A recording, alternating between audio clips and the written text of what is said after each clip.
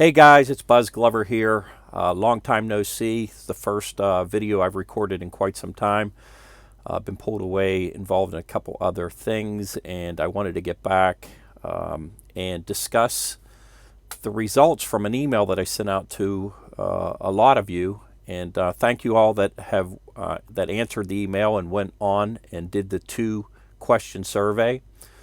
What I was trying to do is get a feel for the aspiring entrepreneurs who are following me on YouTube and have followed me through some of the other content that I've offered online to see where they were in their businesses and what I could do to help them. So I sent a real quick 2-question survey that was done through SurveyMonkey, an online survey company. And I was actually surprised by the results and actually pleasantly pleased with the results as well. There were 2 questions. One is, what is holding you back from getting started? And 2, the second question was, are you considering other business opportunities or just commercial loan brokering? The 2 things that were surprising me, one is that the number one reason that people weren't getting started, I'm going to use my new little tool here. Hopefully it's going to work here. Let me get here. Quit fumbling around. The one thing that surprised me was lack of funds to get started. It's one of the lowest cost business starts that you can get involved in, and as I mentioned in many of my other videos, if you're successful at it, it can bring you higher returns than some of the businesses that you invest thousands and thousands, and in some cases hundreds of thousands of dollars in to get started. At least that's been my experience. Once again, it's not an easy business. I don't think any business is easy to get started in, but if you start building a referral base and you get an abundance and a pipeline full of deals, the business can become much easier. But the other thing that I was pretty pleasantly surprised with is that if you look at this one, I've already started my business. So a lot of you have already got started in the business, and that's great. I think taking imperfect action, something that I teach in my mentoring class all the time. Just take imperfect action. Go out and get started. Keep taking one step after another. There's no magic to it. Before I owned any business, I always thought that there was some magical pill that these entrepreneurs swallowed to get their business started. All they do is take logical steps, and it's easy and it's pretty forthright, and there's really no magic to it. So one of the things I thought I'd do, the other question, just so you know, excuse me. The other question was, are you considering other business opportunities or just commercial loan brokering? And it looks like right around 65% know that they want to get started in the commercial loan business, and that maybe a little over 1/3 of you were considering other businesses as well. So I can help you through any of your entrepreneurial experiences because I've owned a number of businesses. Once again, the reason I always come back to this one is, first of all, I've come back to it in my own career quite a few times. And the second reason is that it has been the most lucrative once you kind of learn the lay of the land and how the business operates. So, but what I thought I would do today is to take you on my iPad here, and what I did is I kind of cut and paste this budget for a startup, but I made it a little cleaner on this 3rd page.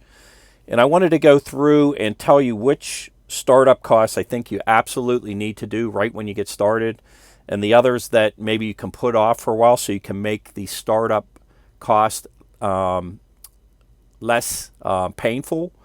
So as far as getting an LLC filing, you do not need to get an LLC filing right off the bat. And by the way, I'm not an attorney or a CPA, but an LLC is going to protect you and your personal assets if you were ever to get sued. If you run your business and you're honest and you don't commit fraud and you do all the right things, there's a good chance you would never need an LLC filing, and you would just file your taxes as a sole proprietor. So I'm going to say let me use my red mark here, that you do not need to do an LLC filing. I'm going to use my green mark on this one, say yes, you are going to need a logo design. Yes, you are going to need a website design. And by the way, in my mentoring class, I show you how to do it yourself. What I found is that some of my students just do not have the tech skills to even begin to tackle it. So in that respect, you might have to go to the second option, where you're paying someone anywhere from $500 to $1,000. By the way, if you do it yourself, you're going to have to buy what's next, the web hosting at $4 a month, and I believe you have to pay that annually, so it's pretty nominal, like $48 a year here. But the website design, you will have to, WordPress sites are free. You will have to pay for the hosting, but typically you're going to have to pay for a theme and a couple things that they call plugins. And I walk you through how to build this and try to give you some ideas for content and what I think would be a pretty good start as a bare bones website. It's not going to be, robust where you're taking applications online or anything like that, but it will make you look professional, make you look like, you're a legitimate business owner and that you know what you're doing. So it is a worst case scenario if you don't have any idea or have no want or desire to build it yourself. You can go to a freelancer, like there's a website online called Upstart, or you might be even able to go to Fiverr.com and have someone design around some of the content that I give you. So in this area, you are going to need it. I have green marks for one of these options for website. A brochure design, you do not need off the bat. I like having a brochure, especially if you're doing your business locally. If you're doing national business, it's not as much of a need, but I think that through the years, I've always had some reason when I met with somebody to have, and I know it's a little bit old school, but I've always had the want and need to leave a brochure behind, but it's not necessary up front. So you don't need brochure printing off the bat. I would say you do need business cards, so I am going to circle that. A computer, my guess is you already have one. If you don't, you're going to need it, but I'm going to put a red mark next to that one. A financial calculator, yes, you're going to need that. I've seen those at Staples recently for as low as like $28. A desk and a chair, I'm guessing you already have it. If you don't, then go use your kitchen table. Oh, one thing I just realized I don't have on here is whether you should lease an office from the beginning or not. You do not have to do that. You will find that there are some funding sources that will not do business with you if you work out of your home. I'm just going to warn you up front, but you can get through that in the beginning. And if you're trying to start this business on a shoestring budget, you don't need that leased office space, which I should add to this if I ever do a future video. So I'm going to say you have a desk and a chair. A voice over IP phone. I would want you to have your own phone number within your home. There are companies like 8x8 that sell voice over IP. Well, let me circle it. That sell voice over IP phones. In the beginning, you might not even need it. You can have what they call a virtual phone. So all you're going to do is pay for a phone number from them that has voicemail capabilities and everything else to make you look professional. But I would suggest getting that. A cell phone, I'm going to put a red mark next because you probably already have it. A printer, scanner, fax. Once again, most people I know have a printer of some sort. You don't need a scanner in the beginning. Worst case scenario is if you do have a big credit package come in that you have to scan to get in to send out to some banks, you can just go out and pay, a FedEx location to have them scan it in. So I'm going to say no-go on the printer, scanner, fax because chances are you already have one. I did include entertainment and lunch budget.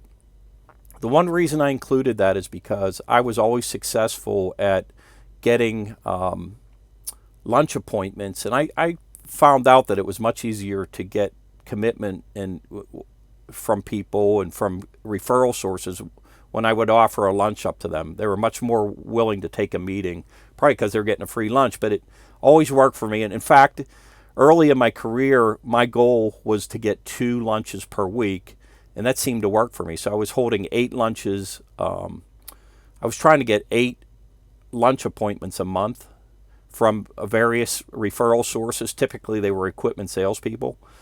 And that panned out for me. I wouldn't have kept doing it. And I budgeted like $50 for each lunch, so roughly $200 a month. Once again, I'm going to put a red mark next to that one because it's not necessary, but down the road, it's something that I highly recommend if you're doing local business. I did have my mentoring classes here. Obviously, a bunch of you have gotten started without using me for my mentoring classes. Some of you, over the last year and a half since I've launched, I've had quite a few students go through it. If you want to, I know that I can shorten the curve to your first, the learning curve to your first deal. And in the past, I'm not sure when you'll be watching this video. In the past, I've always, if you got involved in the early enrollment for my class, I always charged $197 a month for 12 months. I know I'm letting the cat out of the bag. I tend not like to let my pricing out in case it gets changed. But that's one that I will put a yellow, and you decide if you want to shorten the curve on your business. I'm not here to high pressure anybody. But let's just leave that one out. So if you wanted to get started, let's total up everything I think you need. So logo design, I'm just going to put $30 over here. I'm going to put a website design. I'm going to guess if you do it yourself, you could definitely do it for, say, $200. Keep in mind I'm working on a shoestring budget here. Website hosting, say $48. Business cards, I'm going to say nowadays you could probably get pretty decent ones for, say, $20. And a voice over IP phone, I'm going to say you're going to spend probably like $35 a month for that. So everything else you're either going to have or you can work towards having. So let's total this up. We got 30 plus 200, 230, plus 48, 278, plus 20, 298, 298 plus 35. I got to do my old school math. 8 and 5, 13, 4, 9, 13. So 333 total startup costs on a shoestring budget. So I want to keep these videos short. That's kind of what I have for you today. You can get started in your business for $333. If you want to go the extra mile on a few different areas, it can go up maybe probably as high as $1,000. Please do me a favor. If you know anybody who is looking to start a business, or you know anybody who's in a bad way, who's kind of looking at different opportunities, please share this video with them. Please also leave your comments below. I enjoy your comments. I try to answer any questions that are sent to me, and I'll be glad to help you get started in your business any way that I can. Once again, Buzz Glover joining you. Thanks for joining me today, and I appreciate your time. And let me know if I can help you in any way in getting started as a commercial finance broker. Thanks again.